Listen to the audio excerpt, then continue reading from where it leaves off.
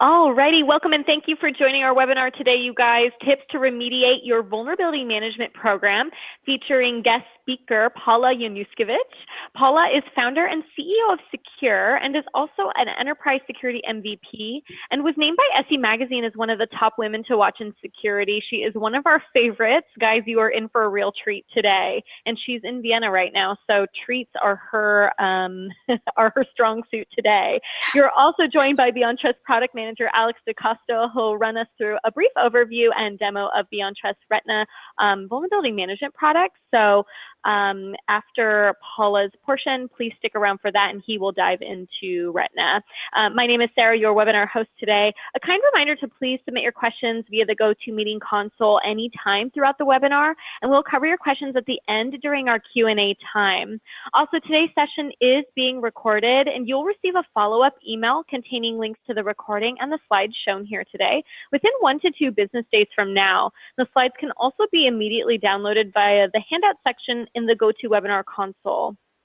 Additionally, we now offer CPE credits through ISACA, and if you're attending for CPE credits and have an ISACA account, you must download the attendance verification document in the handout section now in order to submit proof that you attended today's session, and this document will not be available post-webinar, so please download it now if you plan to submit your CPEs to ISACA.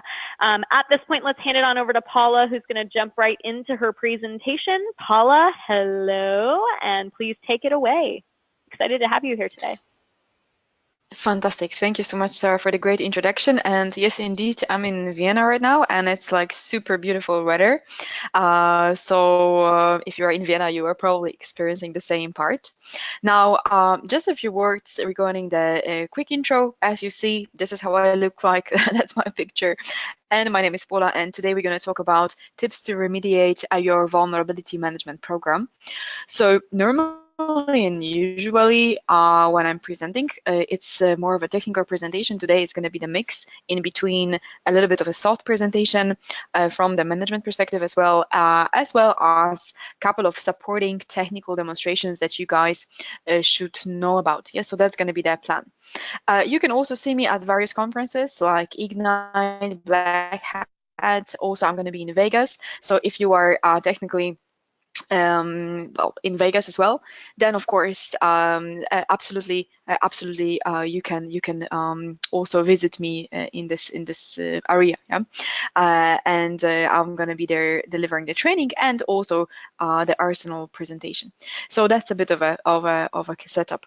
So yeah, couple of things to mention. Yeah, so eventually at the end, if you would like to know what our team does, and that's a bit of a interesting part as well, is that our team is very highly engaged in the well, security or cybersecurity scene.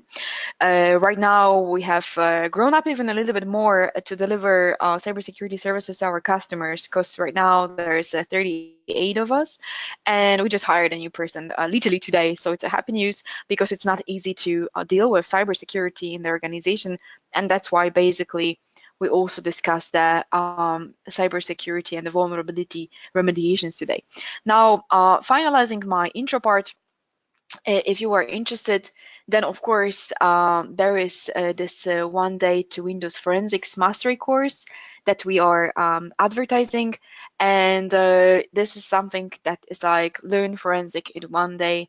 So hopefully this will be something that you will find interesting as well. This is our newest initiative in cybersecurity, and that's something that is absolutely helpful for someone who wants to jump into the forensic subjects, even though it's not the simplest thing we could imagine as a course, but it's something that is worth having a look at, also in the context of course, vulnerability management. So it's a secureacademy.com/1 day forensics. Okay, guys, so let's begin.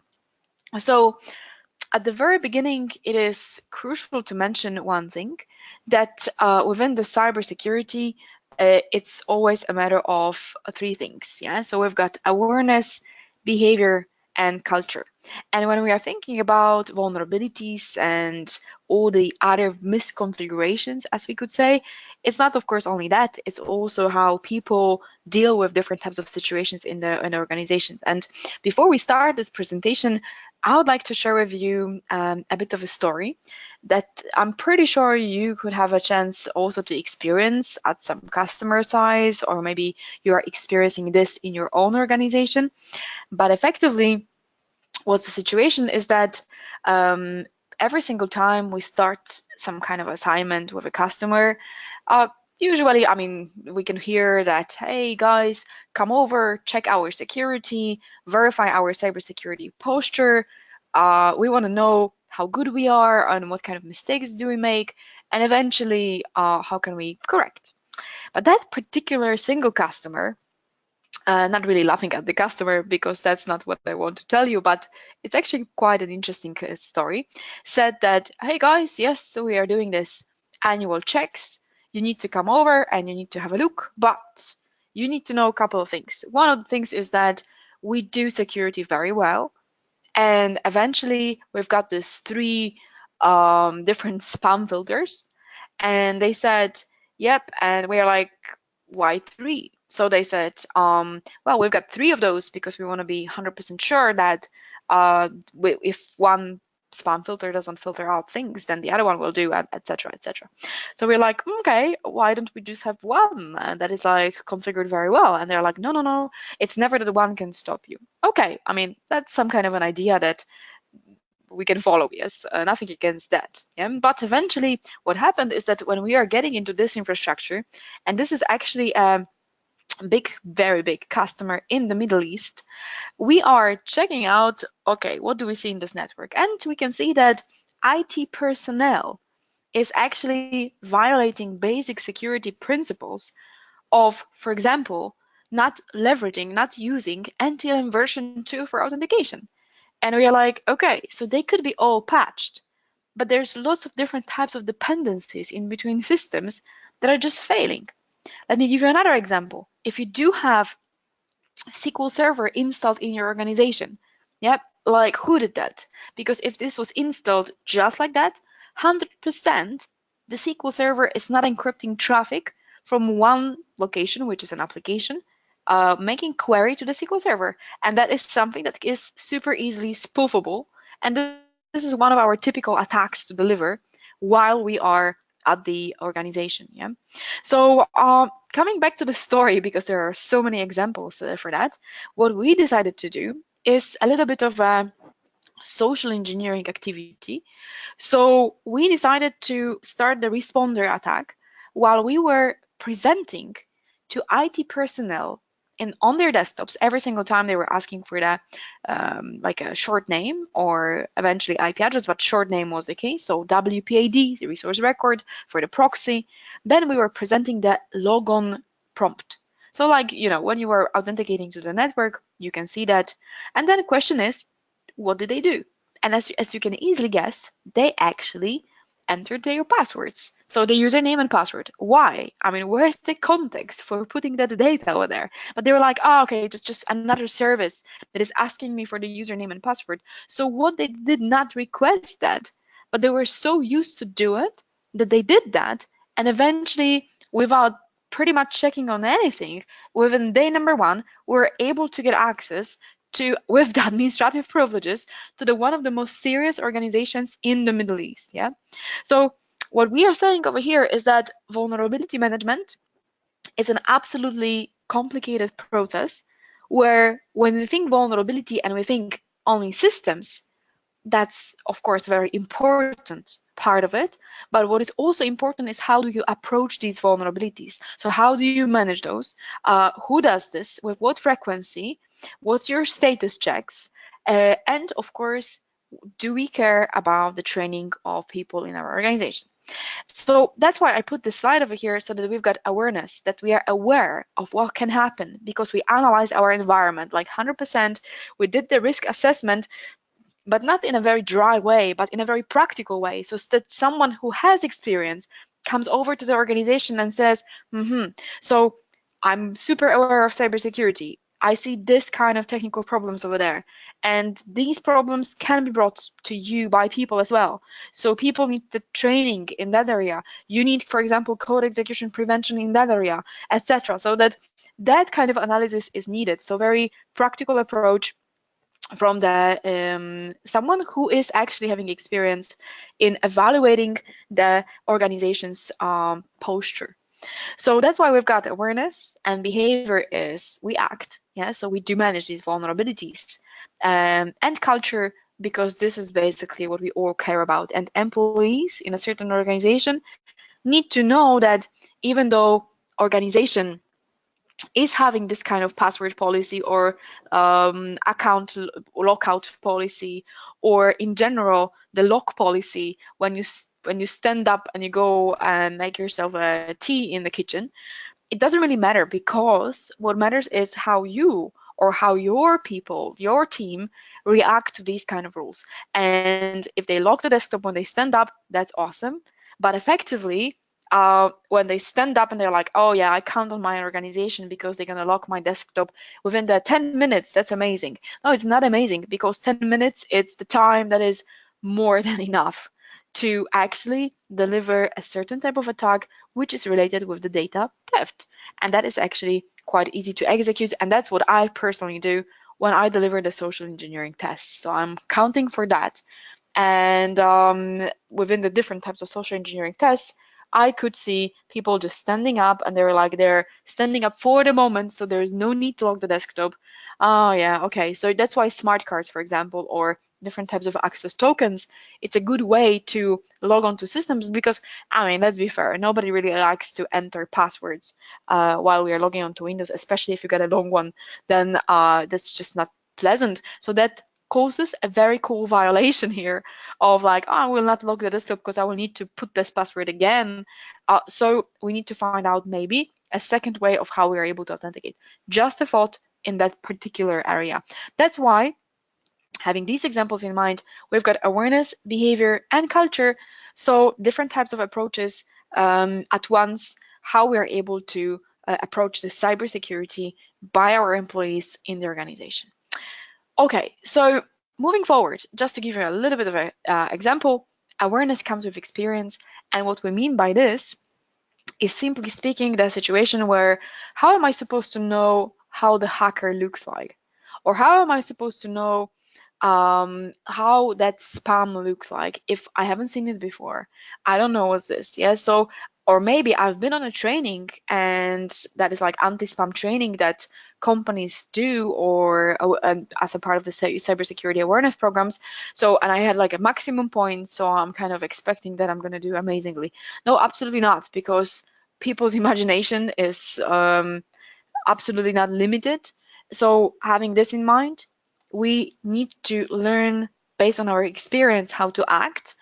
And therefore, the more we show to our employees different situations, the more, the richer our cybersecurity awareness program becomes, the better our vulnerability management is, of course, the better results we're gonna get. And at the very end, of course, culture comes with understanding of what is the current threat against us within the organization. And I'm not saying that we don't, but I can tell you that every single time we are getting into some organizations, when we are having this kind of a third-party look, we are able to see where cybersecurity is missing something. Yes, and when you are getting used to your infrastructure, and this is something that you pretty much see every day, it's kind of hard to get this objective point of view on if you are doing things right or wrong within the certain areas of your infrastructure. So this is a bit of a setup. So basically, what is important is that approach, so that we've got awareness, behavior, and culture to process and to think about what is actually our culture of cybersecurity in the organization. And that's my point at the very beginning. So what is happening right now? So we used to have this kind of problems that were related with, well, in this particular case, things that are attacking us externally. It used to be like that approximately 10, 15 years ago, etc. And we were picking our firewalls, and then we were like discussing that, which one should we choose, this one or that one. Okay, fine. So once that was been solved, we felt a little bit calm. But then, super silently, the attacks and the different types of landscapes started to come to action because we started to have phishing emails, ransomware, and the different types of other threats that are actually killing us a little bit from the inside. Yeah. That's why vulnerability management, for example, has become an extremely important subject, because if you've got a threat that is brought to the inside, how can you be sure that it will not execute anywhere? So at least you can manage that part. So you can say, oh, things are up to date. I know it's not everything, and it's definitely not everything, but at least you are able to figure it out this. And then on the top of that, you are able to say, okay, so we manage all those vulnerabilities. Now it's time to review misconfigurations of our systems, because for the fact that you've got NTLM version 2 working as a method of authentication and that you don't sign SMB traffic, is this a vulnerability or is it a misconfiguration? And of course, question is, what do we understand as a vulnerability? And we're going to explain that in the second. But vulnerability, when we think about things that are not up to date, of course, will not fix the problem that is purely related with a messed up configuration where we don't sign our SMB traffic. So that is actually a little bit of a joke, because this is, I mean, it's very cool, but what you see, guys, right now is the cybersecurity reference architecture. So this is a Microsoft's approach, and I'm putting that actually not to tell you, oh, use Microsoft. No, no, no, no. I'm putting this actually to show you one thing, that if we have a look at solutions from a certain type of a brand and so on, it's nice to have things simplified, because at the end, cybersecurity is such a complex right now field that, well, in our team, we do only cybersecurity. Yeah. In the past, people were doing IT development and databases. This is how we were pretty much scoping ourselves. Right now, you've got people from identity management only. You've got people from Azure only. You've got people from this solution only. Yeah. So there are so many types of specializations in cybersecurity, and therefore we're always saying one thing, that we need to manage it efficiently, because there are so many things to cover at the same time, and it has become quite complex. Therefore, when we are talking, of course, about cybersecurity and the approach to what we've got in our organization, here comes the human factor. And I really like to quote that, so let me do it. In Financial Times last year, that has been this publication saying that according to the industry standards, by 2019, there's going to be a need of 6 million cybersecurity professionals. So with the current development that we have, with the current education, etc., we're going to be approximately 1.5 million soldiers short. And that's quite funky too, because how can you manage your cybersecurity well in the organization if you are lacking the most important thing in cybersecurity, which is a resource? So effectively, we are not able to do it. So you're going to have problems. You're going to miss out different types of things in cyber. And the question is, of course, are we able to cover that and patch that by different types of security solutions, options? Maybe you will outsource it, who knows? But in general, that's something that we are dealing with.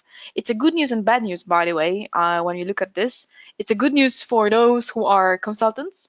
So that means that you're going to be in the need of the market, and that's pretty cool. But at the same time, it's bad news for those who are hiring people. That means that you will need to probably spend a little bit of money to make sure that you get an appropriate skill set in cybersecurity in your organization. And that's the market thing. And probably this will change. And again, I wonder when that's going to happen, because cybersecurity is becoming more and more important, more and more popular, etc. So there's going to be more people educated in cybersecurity. Good for you. But when we are thinking about vulnerability management in general, as a whole cybersecurity program that is in your organization, that is something that cannot be ignored, because at the end, you need someone to do it for you.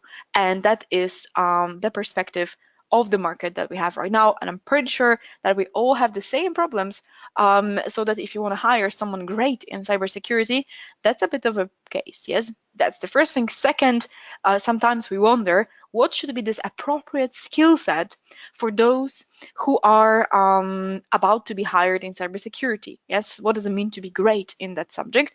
But that's probably a subject for a different presentation to discuss. Yeah. Okay, so let's sum it up of what we just said. Security in the enterprise means we've got different types of procedures to follow. So that organizational security that is out there that, for example, says that we've got security awareness program in place, we follow it, we execute it, we deliver the penetration tests every 6 months or every big change, etc. On the top of that, we manage vulnerabilities, which means that if there is something out there that apparently is a vulnerability to be exploited, for example, we do patch that and we know what's going on and we react very quickly and we have that process mainly planned, so we know that how to execute it. And at the very end, one of the most important things, which is clearly related with the insecure configuration management, which means that you do review your configuration.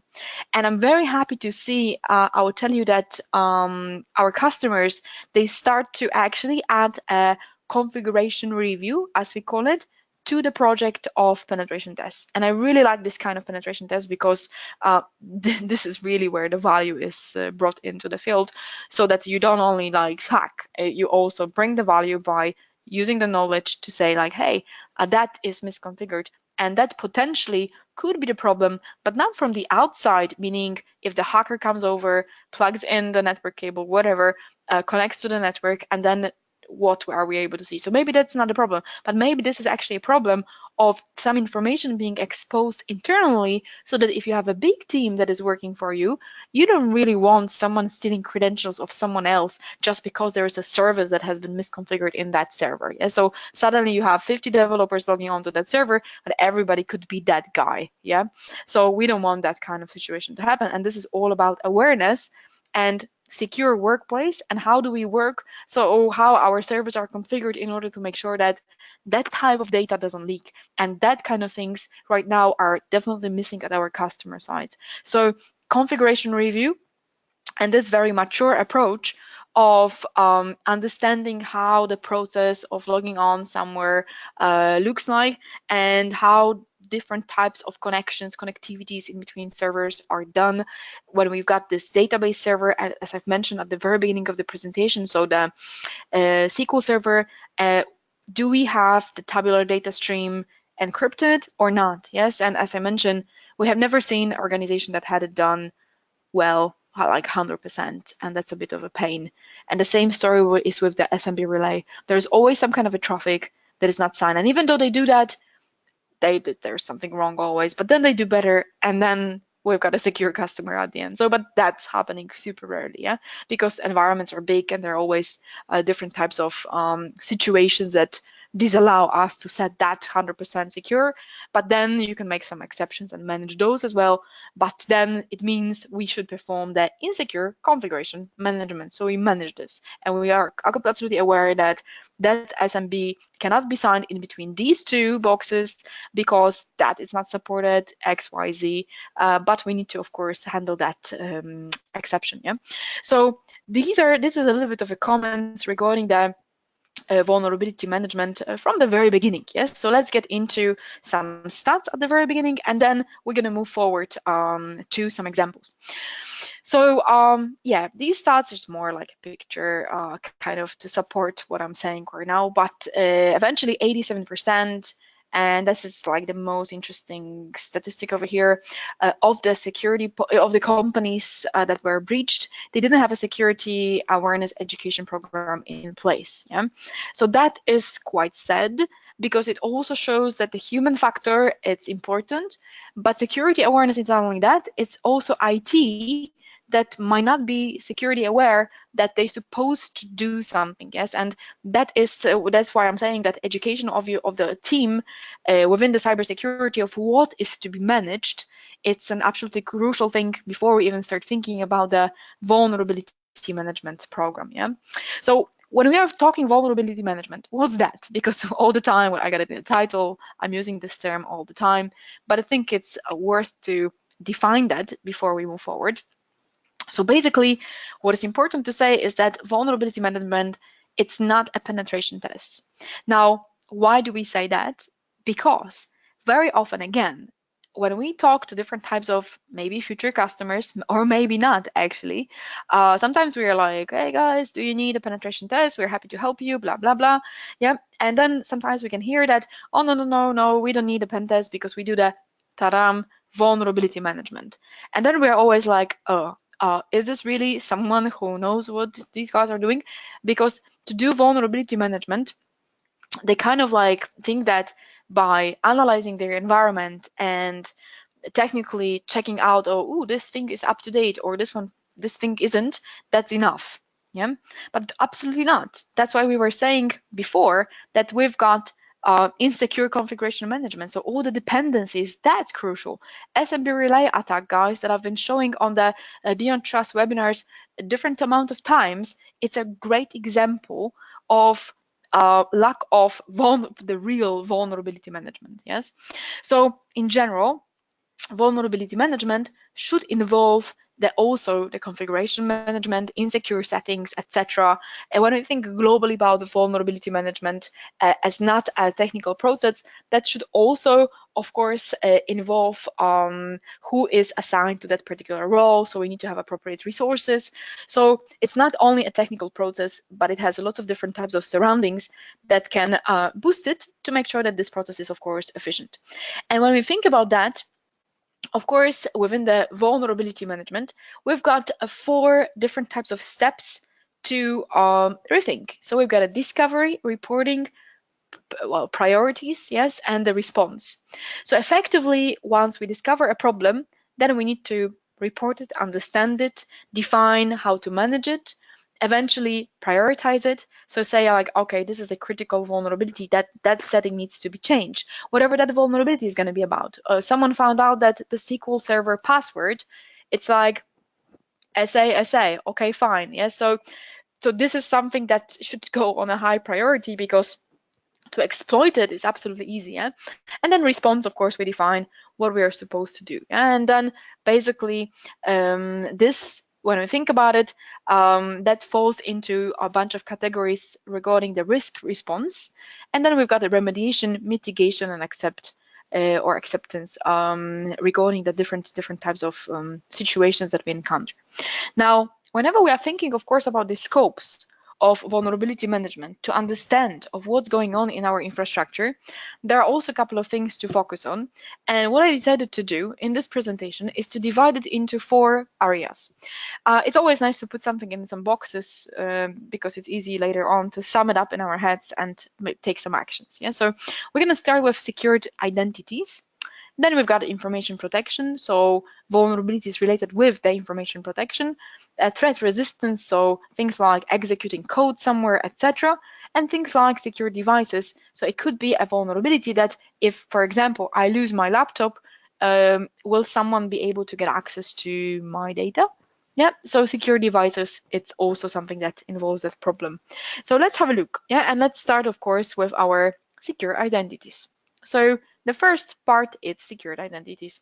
Now, when we are thinking about that, this is actually one of my favorite subjects, and not necessarily the most successful path for the attack right now, but in general, identity-related problems. Yeah.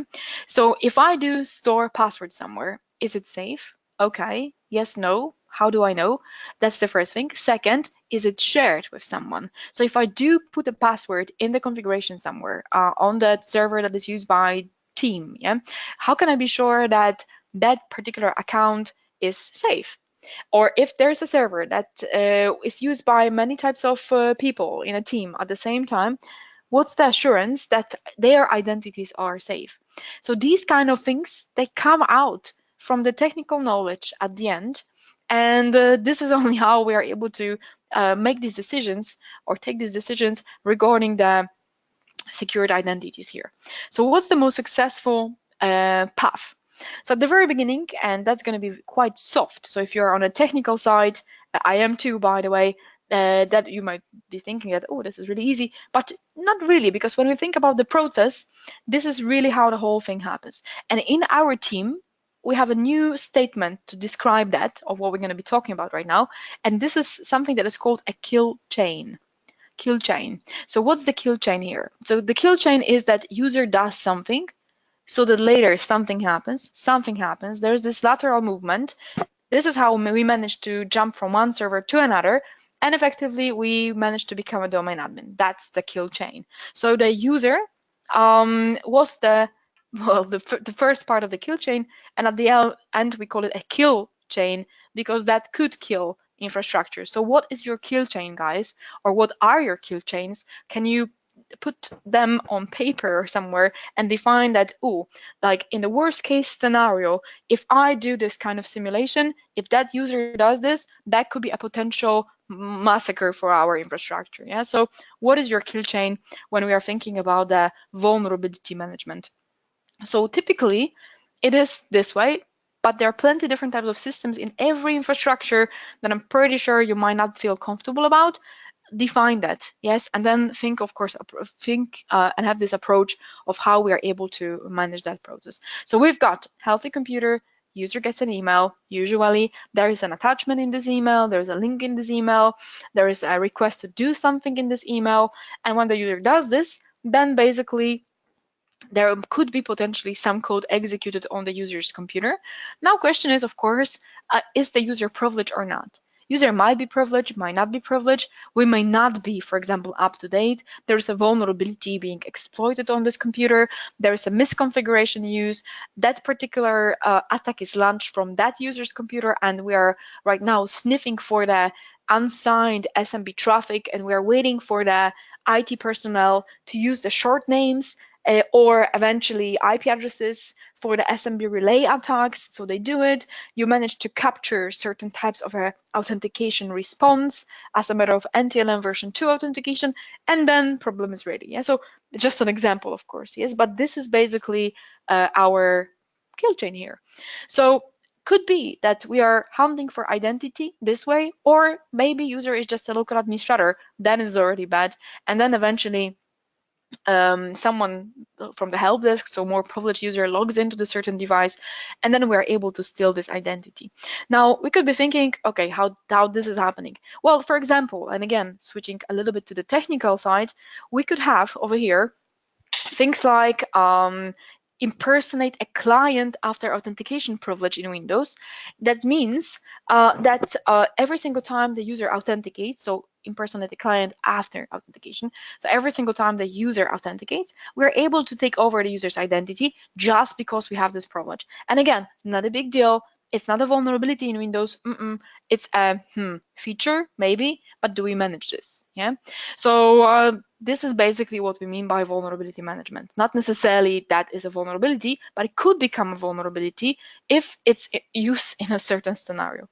So this is what we mean by the kill chain, and how do we approach that particular identity-related problems. Yeah. So when one person gets identity of the other ones, usually these attacks, and that's a practice taken from the customer side, spread very, very fast. Yeah, because there's always something, guys, that you can find. Let me give you an example. I was doing a pen test of one of the hospitals in Belgium. Very nice. So I came over there at 7 a.m. in the morning. Why that early, if you wonder? Yeah, because it's a fantastic opportunity to sniff around. And I wanted to check out, like, because I mean, if you go to the doctor, you come super early. So 7 a.m. is actually quite late. Yes, I was there and I knew that people's going to be there, system's going to be up. So it's a fantastic opportunity to get some information. So there was this kiosk where people were registering themselves to get the doctor's appointment, so get the ticket and put themselves in a line and that kind of things. So I was like, oh, fantastic, that kiosk has a keyboard. It's almost like an invitation for me to jump in.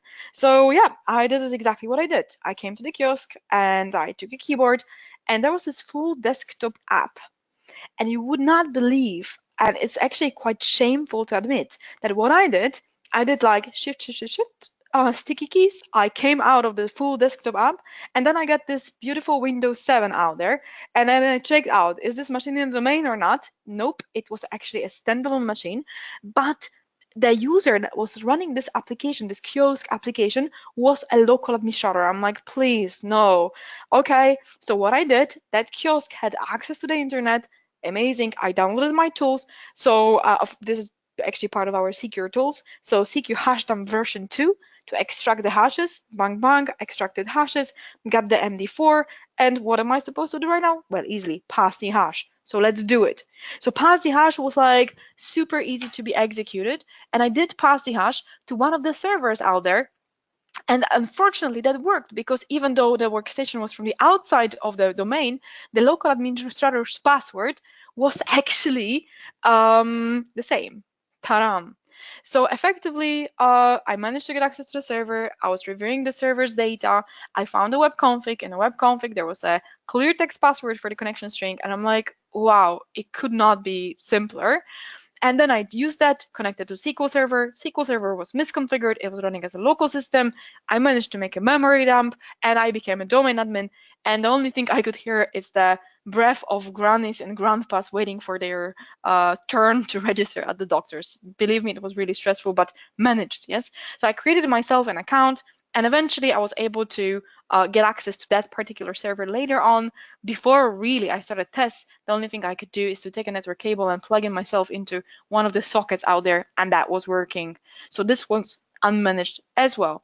And I know that cybersecurity is maybe not the most important thing for hospital to think about, but our experience also shows, like hospital from Los Angeles, etc., that it is also quite an important factor in every organization. So that identities, they were also affected over here because it apparently looked like the local administrator had the same password. Okay, do we manage this? There's labs, for example, local admin password solutions, solution where you are able to randomize local administrator's password. There are also plenty of other ways to help this situation, and everything that could go wrong in this particular infrastructure, it went wrong. Yes, and that was my luck, and that was their problem. Yeah. So one of the situations that we have over here. Now, whenever we are thinking, of course, about the pass the hash and the vulnerability management, well, could we describe that really as a vulnerability? Yeah, because this is also something that isn't that well managed, and this relies on misconfiguration partially, but also when we think about the vulnerability as a higher concept, then it is a bit of a vulnerability. Yes, but if you scan your Windows, Windows will not tell you, oh, hey, you are vulnerable to pass the hash, because pass the hash works because of a matter of different types of dependencies. So cooperation in between two systems and many other options within your infrastructure, that if you log on this way, that way, if you use Angular version 2, blah, blah, blah. So this is basically the situation over here that is not easily to be spotted when we are performing, of course, this vulnerability management. Simple thing, attack of the industry, one of the most popular attacks, but also still working in the organizations. And I know it's boring because we all know about the passy hash, but it's boring for me to believe it because every single time we go to the customer side, that attack works, and that's boring.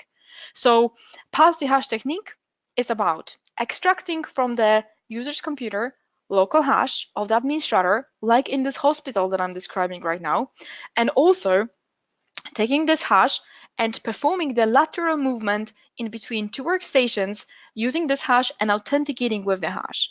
And once we do it and authenticate with the hash, we might be wondering, hey, why we are able to do it? Well, again, vulnerability management. Why didn't we disable the wdigest provider on the SUSE laptop on the picture?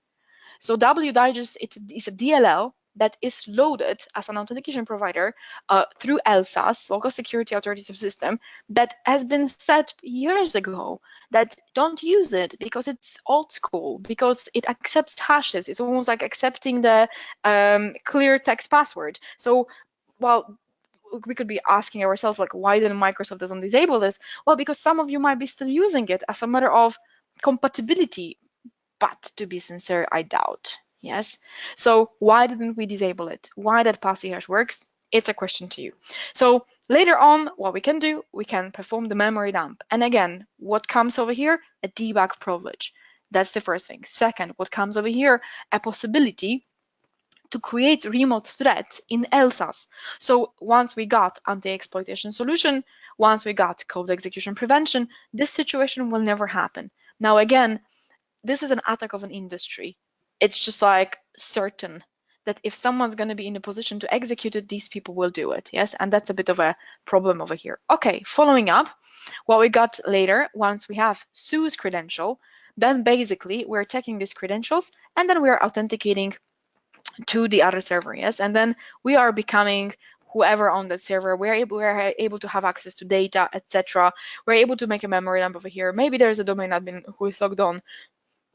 So these are the situations that are most often unmanaged. Of course, there is a solution on the Microsoft side for Windows systems that is called virtual secure mode. So effectively, we are talking here, putting this into a little bit more details, credential guard. And credential guard that we have over here is the one that prevents extracting credentials, but only for the domain logons from the memory.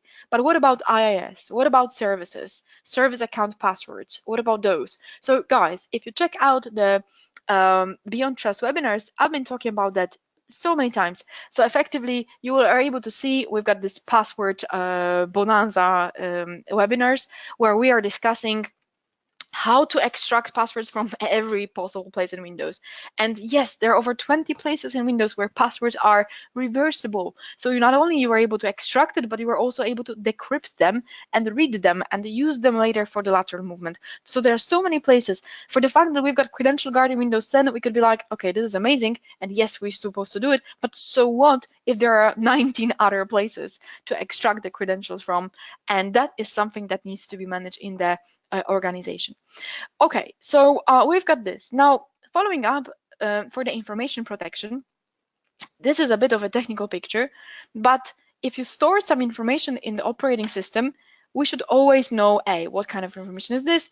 B, what are the means for protecting it?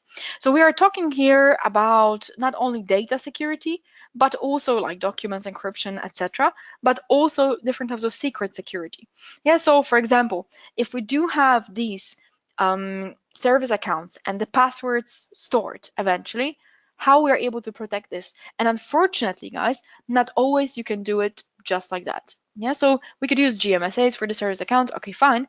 But for example, your software vendor may not always allow it. So how do you manage the process to protect that information? So do you allow developers to log on massively to your servers? Who knows, maybe yes, but we need to, again, as a part of the vulnerability management, define that. So the processes in cybersecurity. Now, whenever we are thinking, of course, about our secrets, so once we store credentials in the browser, do we store, for example, passwords to our Outlooks applications in the system? So every single time you open Outlook, think it just logs on to your email.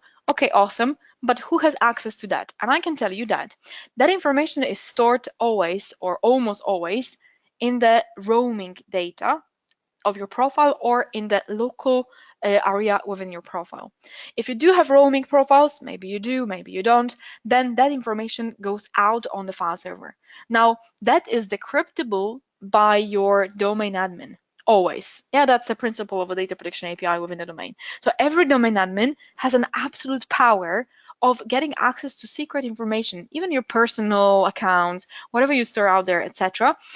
Once, of course, you save it somewhere in Windows. And I'm not saying it's wrong, because it depends strongly on two things: your password length and your password strength, and your domain admin's, let me put it this way, loyalty. Yeah, so do we believe our domain admins? If you're the ones, then answer is probably yes. But if you're not the one, then you probably start thinking about, how can I then save it somewhere else?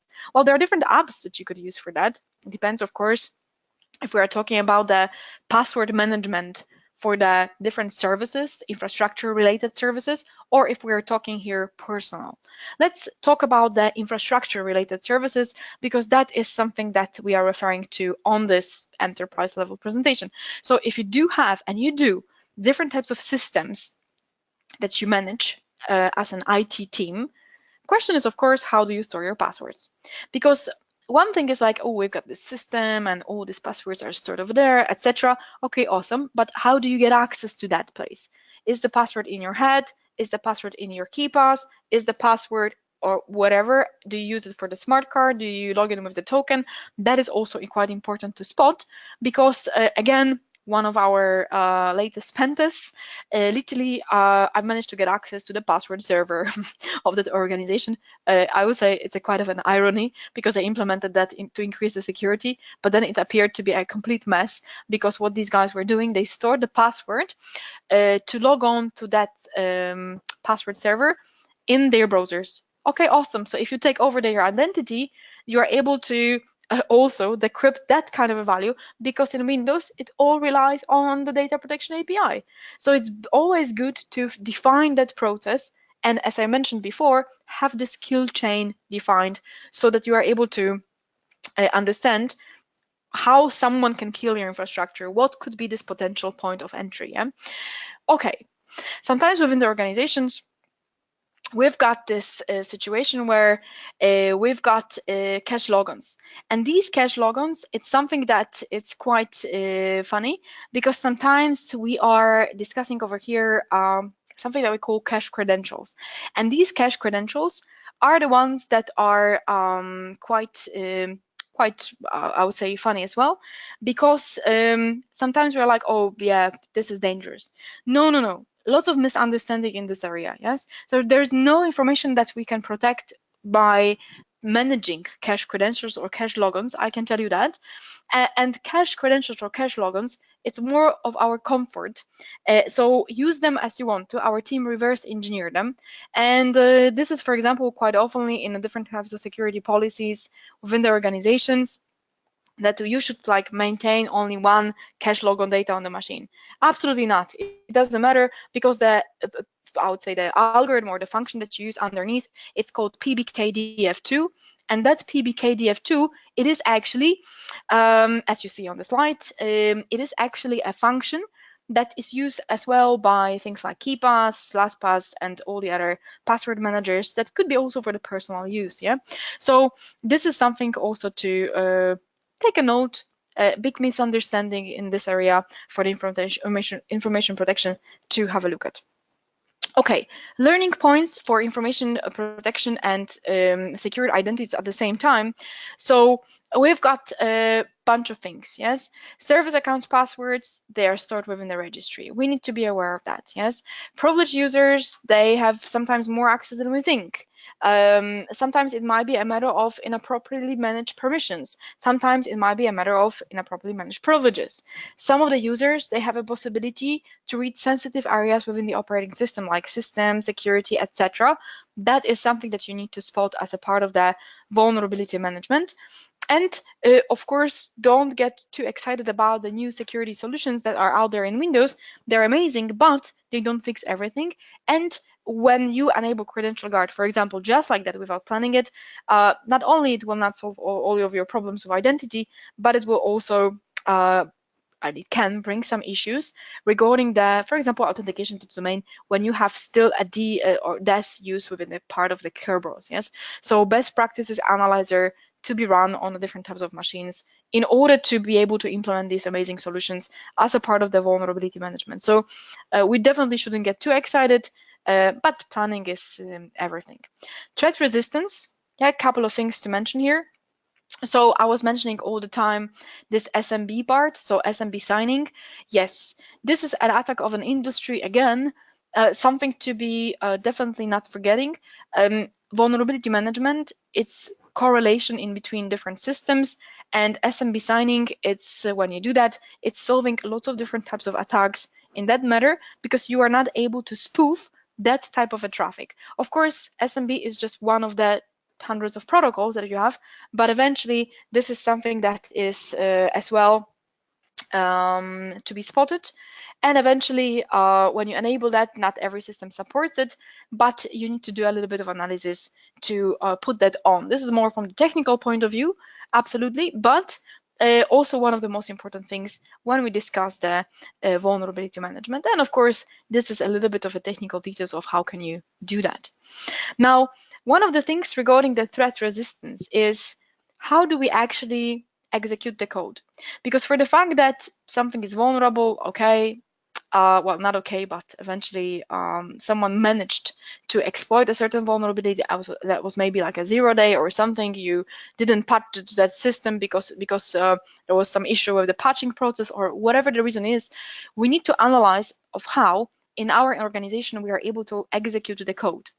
And that is important because well, in most cases, we're able to execute unsigned executables, unknown executables. We're able to load DLLs into files. Of course, the VBS scripting works. We're able to execute the code through PowerShell. So question is, of course, what do we do about that? And I'm moaning about the code execution prevention for so many years, but for real, if you block the code that you don't know, if I come over or my team comes over and delivers a penetration test, well, at the very beginning, it's a really, really high bar to get to, because how, if not just by trying to figure out and so on, maybe this will never happen, we're able to execute the code if you simply speaking block executables that you don't know, if you simply speaking block execution of the PowerShell, if you don't allow to compile a code in place, etc. Yes, so that is quite a big vulnerability that quite often we ignore. Yeah, so or sometimes we implement a blocker or the customer implements a blocker, but they forget about PowerShell, they forget about VBS, etc. And that is something also to do not forget. Yeah? Also, old protocols. And this is the threat resistance. So basically, I was mentioning NTLM version 1 and 2. Version 1 especially, but version 2 as well. I'm not saying it's bad, but it has its own very serious issues. So that needs to be managed as well. Preferably, it would be great if you could use Kerberos and sign the SMB traffic. That would be a perfect infrastructure that we've got over here, which we all know that it's impossible. But eventually, we could get into the place where we could at least frame it of what do we want to achieve and get into this direction slowly.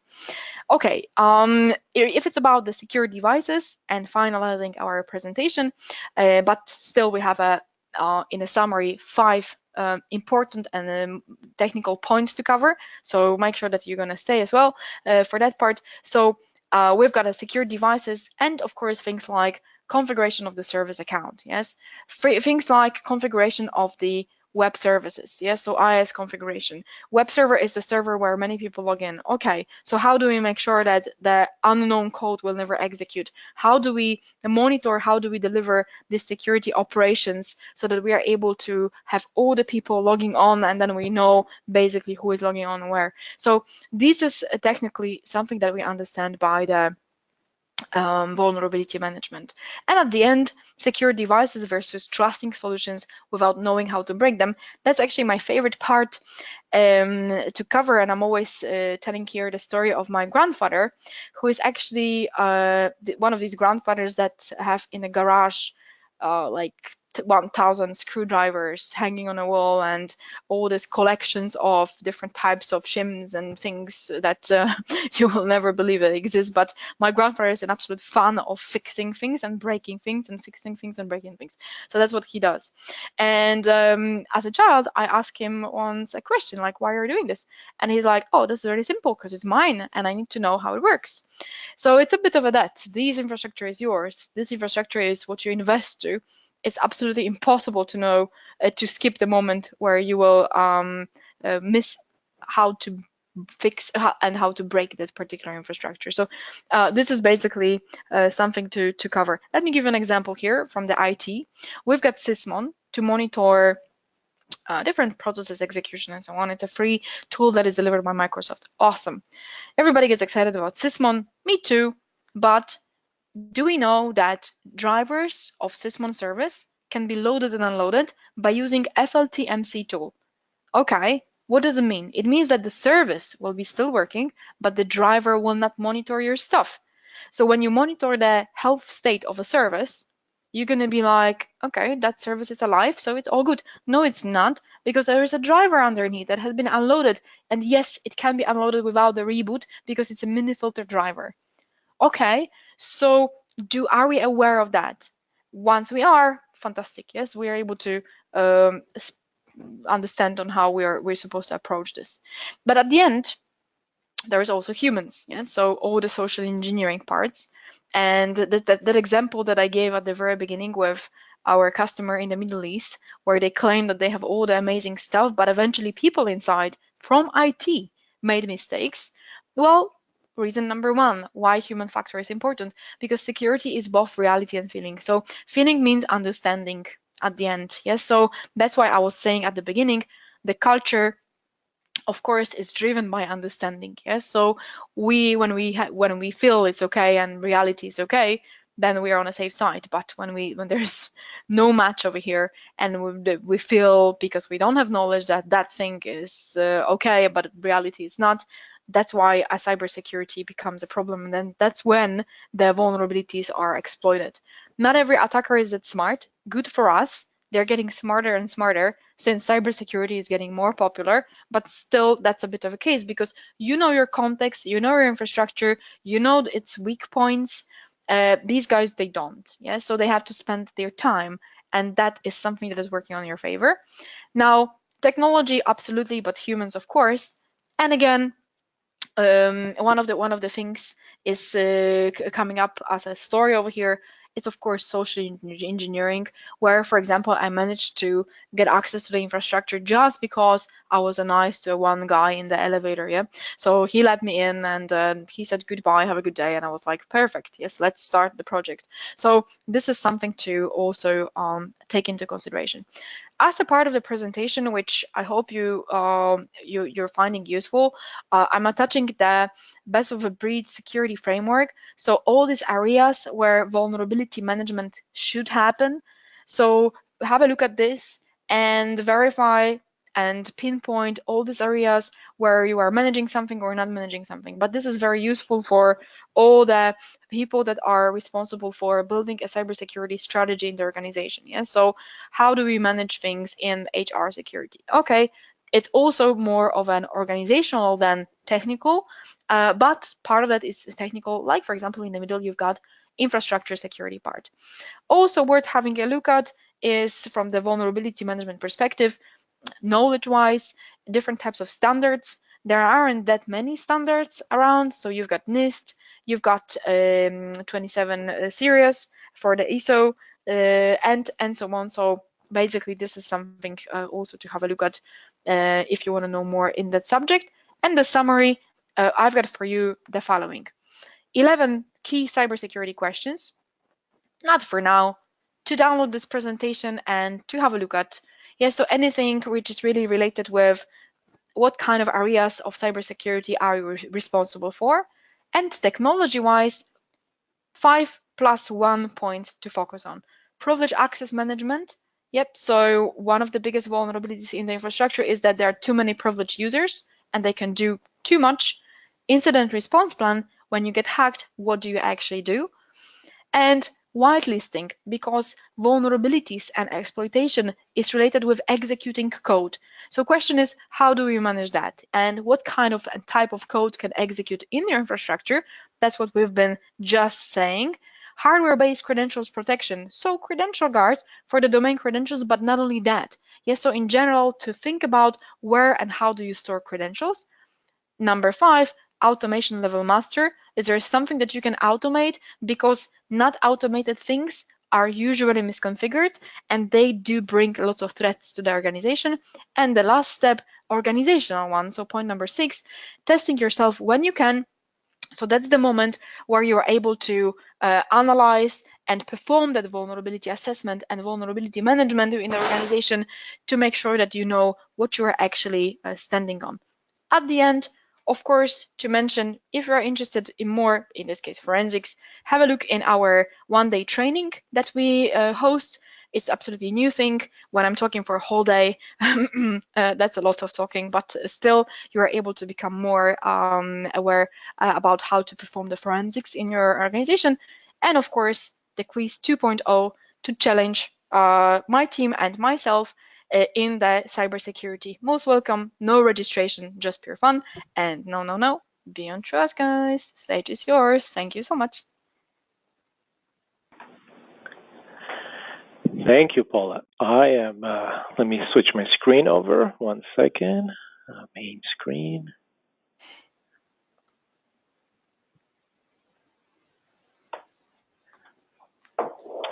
All right. Can you confirm you can see my screen? Yes, I can. A red 9. Perfect. Thank you. All right, guys. Lots of information covered there. Very, very interesting stuff. What I want to do is just take a few minutes to introduce you guys to Beyond Trust. Just in general, what we do here at Beyond Trust, how our solutions can help you tackle some of these challenges that we just talked about, that Paula just talked about. And then we'll focus more on the vulnerability management side for a brief demo. Or I really just want to show you some of the output that the solution can do. It won't be a full-blown demo. We can definitely schedule that for afterwards. But just kind of want to show you a bit of a sample of what the solution can produce to help you tackle kind of vulnerability management. But first, let's take a step back and kind of understand what is Beyond Trust doing? How is it helping you? How can it help you with both kind of from the privilege side, right, with all those credentials, those accounts? How can we help you there with whitelisting, with what applications can be executed, et cetera, as well as how we can help you with vulnerability management and how the two kind of come together. So on the left-hand side, the blue area, Power Broker, this is everything to do with privilege. So we've got our privilege management solution that's going to be running on Windows, on Unix, on Linux, on Mac. This is going to allow you to control what users can do on systems, whether it's desktop servers, it doesn't matter. It's what can those users do, and more importantly, the fact that they're not admin, right? No one's logging on to a system as an administrator anymore. Let's remove that. But with removing that, you oftentimes are hindering the user from perhaps running certain applications or performing certain tasks because it requires administrative privileges, and that is out of your hands. So we have the solution in place where you can put rules so that the right user can run the right application with just the right privileges and nothing else. And of course, we can monitor all of that. Additionally, that side of the house can also tell me from the vulnerability management side who's running vulnerable applications. That's very unique to us. In fact, it's patented, but it's very unique. We're the only ones in the industry that can actually tell you who is executing a vulnerable application. From a vulnerability management perspective, everybody in this space can tell you where a vulnerability is, but nobody can tell you if somebody's actually executing. And that really can help prioritization. It can help me drive where I want to start tackling my remediation because I know I've got active users for those applications that are vulnerable, and I can tackle other ones later. And lastly, I can create rules to actually block the user from running the application that's vulnerable or not allowing the user to run the application as an administrator if the application is vulnerable, for example. So some options you have there. Then we have our password management option. This is the ability to control, to manage, to onboard all the credentials in the environment so that we're not sharing them, that we're not keeping them in a spreadsheet or a sticky pad on our keyboard. Right, we want to manage all of these credentials. We want to rotate those passwords with frequency. We want to allow certain users to have access to certain credentials and then proxy that session, record that session. Don't even let the user see what the credential is. Just allow the solution to connect to that system they need access to. And they can do what they need to do. That can be recorded as an option. Once the session ends, we can obviously rotate that password so even if they knew it, it wouldn't be valid any longer. Of course, you've got your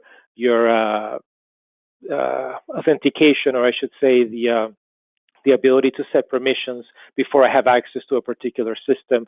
I must have a case open, I must have a ticket open, it must be approved by 2, 3, 4 people, and then I can have access to that particular environment. But again, getting rid of shared credentials and really managing who has access to what. This also ties in to REDNA, to vulnerability management. What we can do here is from a vulnerability management perspective, you always want to scan with credentials. That is really what's going to give you the most information about every system in the environment. But to be able to do these proper credential scans or authenticated scans, you do have to provide credentials that have really full access to every system in the environment. So some environments choose to not do authenticated scans because they don't want or don't have this account or don't want to manage accounts that have such power across every system. Well, with a password management solution, you don't have to worry about that anymore. It manages that account or those accounts for the different systems, and we synchronize that between Retina and Password Safe. And as Retina is running scans and you've chosen to do an authenticated scan, those credentials will be then pulled from Password Safe. It will be used for the scan, and then it will be scrambled once the scan is complete on that system. So it makes it very, very easy to manage scan credentials. We also have some other solutions for Active Directory bridging, so kind of bringing the Unix to Linux into the Windows world, so can everything be managed through Active Directory. You can log into your Unix Linux environment with your AD credentials, and that eliminates all those local accounts that oftentimes exist in the Nix world because it's not joined to the domain, right? So a particular user is terminated. It's very easy to go to Active Directory and disable the account, but if those users have local accounts on all those Unix systems, Linux systems, well, you've not disabled them, and you may not know where all those accounts may be. So kind of bridging those two together really helps there. So let's move on to the Retina side. So from the green area, we have your enterprise vulnerability management, and that's what I'm going to give you kind of a taste of here just after this slide. The enterprise vulnerability management, that's your full-blown solution, right? Your reporting and analytics, your full command and control center, your single pane of glass to manage any number of network scanners you may have, host-based scanners, all managed through that single solution, which we call Beyond Insight, right? That's the very top of this slide, Beyond Insight IT Risk Management Platform, which in fact controls all of our solutions through there. Then we have our network security scanner. That's kind of the workhorse behind the scenes, if you will, that's going out there and doing the vulnerability assessment. You, in fact, can control the solution directly from it. I do have some customers that choose to put that network scanner on a laptop, for example, and be able to do some quick scans from there. Or if you're a consultant, you're going to different organizations to perform scanning, you can do that directly from that scanner. As well as everything, of course, can then populate upwards into the Beyond Insight Management Console. From a perimeter scanning perspective, we have Beyond SaaS, right? This is our cloud-based option. This allows you to do a scan of your perimeter, whether you want to just do a PCI scan to ensure that you're adhering to that compliance, or you want to do a very in-depth, above and beyond, if you will, scan, web application scan, authenticated scan onto your perimeter, onto all of your websites. You definitely can do that with Beyond SaaS. All this information then obviously can funnel back into that single pane of glass called Beyond Insight. And web security scanner, that we have it for both, again, the perimeter option as well as the in-house option, if you will. If you've got your web applications running in-house, we also have that covered with our scanner there. And then at the very end, we see Beyond Insight Clarity Threat Analytics. Just to touch on that a bit, and then I'm going to jump to show you in an actual demo. But what we're doing here is we're collecting information, as you can see, from all these different data sources, from PowerBroker, from what a user is doing, what applications are being executed with what privileges, to what accounts are in the environment, and knowing the accounts and the password age and the privileges. All of this information is being fed into Beyond Insight, and again, also from the vulnerability side, what vulnerabilities are out there. All the enumerations we do alongside just vulnerability assessment, what ports, what services, shares, what applications are installed. All of this is coming back, and what Clarity provides is threat analytics. What Clarity provides is anomalous behavior, is the ability to show you users that may have gone rogue. They're doing something out of the norm, systems that might be compromised because there's just anomalies about these systems, as well as vulnerabilities that may only exist on one or two systems and nowhere else. This is going to help you kind of raise the question of why, what's going on here. Let me investigate farther. That's a bit of what Clarity can do. So let me actually jump over here into a demo to show you. a bit of that. So I'm going to log into Beyond Insight. For today's demo, I'm going to really just focus on that analytics and reporting portion, right? From Beyond Insight, I could kind of dive into my assets, run my scans, manage accounts, write policies, password safe for managing those credentials, etc. But I'm just going to jump into analytics and reporting. What I've also done, on the left-hand side, you see a list of my saved reports. This is customizable, just make it nice and easy to be able to run the reports, the dashboards that I am most interested in, that I want to see all the time. Or of course, I can see the whole library. And I will show you kind of both. I have a dashboard here, which is my extended executive summary, kind of helps me highlight the power of our analytics and reporting. With this solution, the idea is to help you with kind of the after. You've run scans, right? In the industry, I'll be frank, running a vulnerability assessment is anybody can do that, right? The ability to run a scan is not that big of a deal. The challenge comes with afterwards. How do we represent that data? How do we help you swift through all the noise that comes back from a vulnerability management scan? That's where we have our strengths here with analytics and reporting. So with the executive summary, we can see a trend of the last 12 months. I see here back through July all the way through June of this year, the number of assets that I've discovered, number of systems with higher, medium risk, any number of exclusions I might be making. And then I also see a bit of a high level of my top 10 higher, medium risk vulnerabilities. Now, the numbers are low. This is just a little small app I've got running on my laptop, but the idea is here, the trending. I can show you data from the first day you install the product. You're not forced to purge every 3 or 6 months. You own the data, and it is meant to eventually give you year after year trending. The top 10, we can drive in or drill into any value. That's one of the power here of analytics and reporting, is that I can take any particular value. I see I've got a system affected by some of these vulnerabilities. Just clicking on that value will tell me what the system is, the severity of the vulnerability, how long have we known of that vulnerability be present on that particular system. And if I go further and click on the vulnerability name, I will see the description, the fix information, and any relevant references about that vulnerability. Now I saw that by drilling through, but of course I can just generate reports that will take me directly to that and just have that information. It all depends on who the audience is. So let me show you some sample reports here that really help you prioritize. I'm going to start with prioritization, and then we'll look a little bit on the trending side. So I'd like to start with this risk matrix by vulnerabilities. The idea here is to again, focus on what's most critical, right? This is the top right quadrant. I've got remote and privileged vulnerabilities of high risk.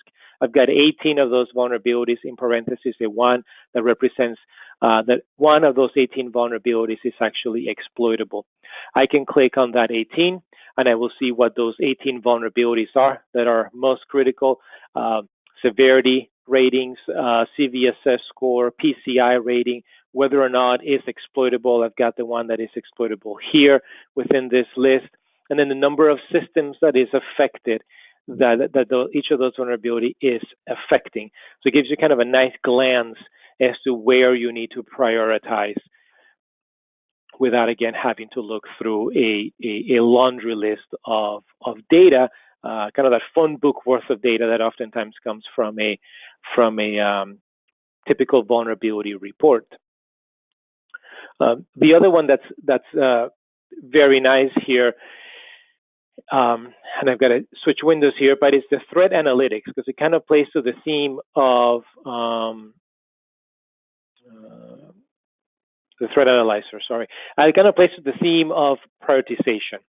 So with the threat analyzer, I can choose an environment. So I'm going to actually just choose everything I've got here. Let me update my view. Again, for demo purposes, if you can imagine, each one of these squares represents environments that I've built. These are called smart groups. You can build smart groups to match your environment, right? You've got your DMC environment, you got your web servers, you got SQL servers, you might have the HR department, you might got PCI islands. However it is you divide your environment, you can create smart rules around that, and they will be represented here by squares.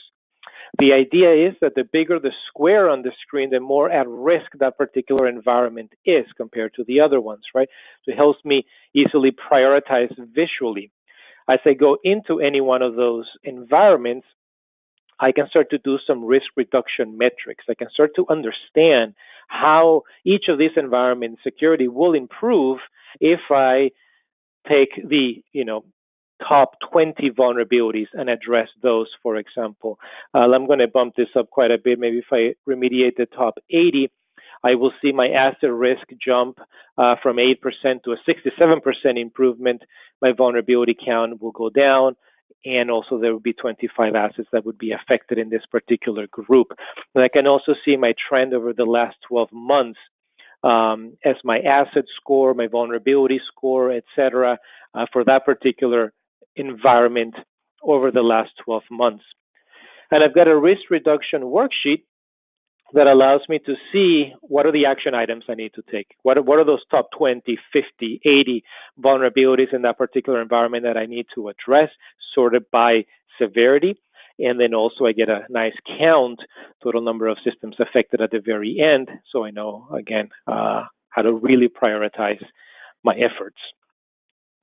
So coming back to my list here of reports, let's jump over and look at a couple of trending reports. So while it is very important to know what I need to fix today, it is almost as equally important to understand historically how have we done. That way I know where I need to make changes so that we're better for the future. So in this particular delta by month, I've been keeping track of data in this particular lab since October of 2016. So I can see over the time period since then till now, the number of vulnerabilities that have come in. I do very little fixing, so I'm unfortunately adding more than I'm remediating, but I can see what's added, what's removed, and what's still there month after month. I can page over to the next page here, and I see the same data set, but now numerically, right? So I can see month after month, the average age of vulnerabilities by the time the month ended, the average fixed time, average, or not average, but now the fact, starting count. How many vulnerabilities did I start with each month? How many were fixed that month? How many came in that month? And ultimately, what did we end with? Kind of sometimes what happens is you could have back-to-back months where perhaps there were, say, 25 new vulnerabilities introduced in 2 months consecutively. You could generate reports where management could say, you're not doing anything. We had 25 vulnerabilities last month. We still have 25 vulnerabilities this month. You're not doing anything. Well, you did fix the last ones. There's just new ones. So this is kind of an easy way to make sure we see progress. And everything is clickable. Everything is drillable. I can pick any month and I can either see what vulnerabilities were added. I'll take April, 60 vulnerabilities were added. I can go into that 60 and I can see what those vulnerabilities are that were added, their risk, and what system are being affected by it. Or I can take a look at something from the remove side. Let's look at January, 81 vulnerabilities were removed. I can see from what system and what vulnerabilities were fixed and how long did it take to fix those vulnerabilities. So that's a bit on the trending side. Let's look at trending now, but map it to SLA. So it's nice to see over time there how we were doing, but we can take this and customize it a little bit farther to match our SLAs. By the way, what you've been seeing on the left-hand side here, that's a bit on the grayed out, it's every way that you can customize each of these reports. I've just saved them. I've made them and I've saved them because they're the way I like to see them. But of course, you can obviously customize this to match your SLA. So the idea with the SLA report is to be able to see month after month, kind of like the Delta report I just showed you, but with your context of how long should a high-risk vulnerability be open for, a medium risk, and a low risk. And then based on a particular group of assets, right? You're not going to have the same SLA for every system in the environment. It's going to highly depend on the system. So you have those grouped together, you assign the SLA for those groups, and then we can give you this report so you can see month after month if you're in the green for the high, medium, and low risk vulnerabilities, or you're in the red. And if you choose, you can also map, as I've done here, that the SLA was not met, but vulnerabilities were fixed. So at least we know, hey, we're getting to them, but we're just not meeting the SLA, versus my case, where, as I said, I don't do much remediation, so I'm very much in the red here. And the drillability continues. So if I just pick on December, and I did a pretty good job on the medium ones, but 19% of my medium risk vulnerabilities in December were not addressed. I can click on that 19 and I can see what wasn't fixed, what system is it affecting, and what is that age count that those vulnerabilities are tracking. All of these reports, by the way, you can subscribe to. So I'm generating them here kind of ad hoc on the screen, but really the solution is meant to be very automated. So any of these reports that you like, they're going to automatically be generated on a schedule of your choice and sent out to the team, so you can start taking actions on those. Just a couple more to wrap it up here, but there's a nice one from a configuration, or not really configuration, sorry, from a compliance perspective. We've got configuration covered as well, but from a compliance perspective, you got your PCI, HIPAA, SOX, ISO, COBIT, etc. You can also run scorecards against those. So how are the vulnerabilities that we're finding that directly map to these compliances affecting you, and how are you remediating them month after month, for example? We can give you scorecards for those types of things. From an account perspective, I want to show you a couple of reports here. So Paula talked a lot about, right, accounts in the environment, the fact that kiosk had an application running with an admin account, right? Unfortunately, it's a lot out there. There's lots of admin accounts throughout an environment where there shouldn't be, or accounts that are left over that don't even know exist, that were created locally on systems, et cetera, et cetera. So Retna, just by its normal traditional vulnerability assessment, we actually do enumerate users, and we enumerate their privileges as well as other attributes like is the password set to expire, how long since the password was reset, what's the privilege, as I've said, and we can give you nice reports to kind of show you where some of these weaknesses may be that could be leveraged, against you. So we've got this account password age that does a nice job at that, at giving you that information. And what I want to finish it up now is with Clarity. So I've chosen this particular report to kind of showcase what Clarity can do. So to recap, we are collecting all this information. In my case, it's mainly just vulnerability data. So you don't need to have every product that we have for Clarity to be of value. If you only have one solution, it will be of value. Of course, the more solutions you have, the richer the information and the context that can be provided. But in my case, I have mostly just scan events, right? I could also have user events coming from Power Broker. But the idea with Clarity is to show you anomalous behavior. So I can show you what vulnerabilities you have in an environment. That's not a problem. But as an example, if I choose one of my top offenders here, this particular machine, as it's going to show me a list of the vulnerabilities that is on that box, I have a column, the very first column, called outlier. That outlier column is letting me know that there are certain vulnerabilities on this box that we're not seeing on other systems, or we're not seeing on systems that are similar to this one, and thus marking them as an outlier. This is giving me a heads up, right? Why? Why is it an outlier? Was the system dormant for a few months and thus it missed some patching and it's come up now and it's kind of behind? Has the user gone rogue and started to install applications that we're not managing, that we're not patching, so they're just there and adding vulnerabilities? This gives me that kind of edge that is not just a simple, here are all the vulnerabilities in an environment, but let's understand more about those, right? Are they an outlier? Why? And let's investigate that.